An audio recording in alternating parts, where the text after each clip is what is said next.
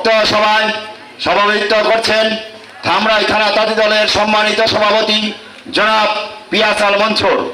জাতীয় সংসদ নির্বাচন, এই নির্বাচনটা অত্যন্ত কঠিন হবে, এটা আমাদের বার্তা হয়ে গেছে। আপনারা নিশ্চয়ই দেখতে পাচ্ছেন যে আজকে জামাত নামে যে দলটি আছে তারা এই ছাত্রদেরকে বিভিন্ন সময় ভুলিয়ে দিয়ে আমাদের দেশ নায়ক জনাব তারেক রহমান অর্থাৎ জিয়া পরিবারের বিরুদ্ধে যে সমস্ত অপপ্রচার অপকাণ্ডা ছড়াচ্ছে, আমাদের উপরের থেকে একটা দিক নির্দেশনা আছে।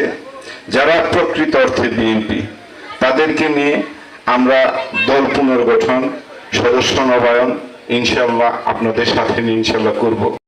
একটি দল শুধু দাবি করে তারাই শুধু আন্দোলন করছে, আমরা কেউ করি নাই।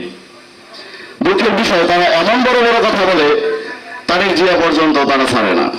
দূর থেকে যে যতই লাফালাফি করুক না কেন, বিএনপি করলে বিএনপির কমান্ড মেনে চলতে হবে, এটাই বাস্তবতা। অনেক বদনাম করেছেন কিন্তু কোনো লাভ হয়নি, ভবিষ্যতেও হবে না। আমরা এই থানার মতো একটি জায়গায় একটি অঙ্গ সংগঠনের প্রেসিডেন্ট হিসাবে আমাকে নির্বাচিত করেছেন, নিশ্চয় সেই হিসাবে আমি আপনাদের দোয়া আশা করি, যেন আপনারা দোয়া করেন আমার জন্য, ভবিষ্যতে যেন সৎ ও নির্ভীক ভাবে আপনাদের পাশে এসে দাঁড়াতে পারি। আমারও বলতে থাকতে পারে, কারো যদি কোনো অভিযোগ থাকে সেটা আমাকে সরাসরি জানাবে, চেষ্টা করবো সেটা আমি সংশোধন হওয়ার জন্য। কিন্তু কোনো অপপ্রচার করবেন না, করে কোনো লাভ হবে না। যাই হোক, আজকের এই অনুষ্ঠানের আমি এখানে সমাপ্তি ঘোষণা করছি।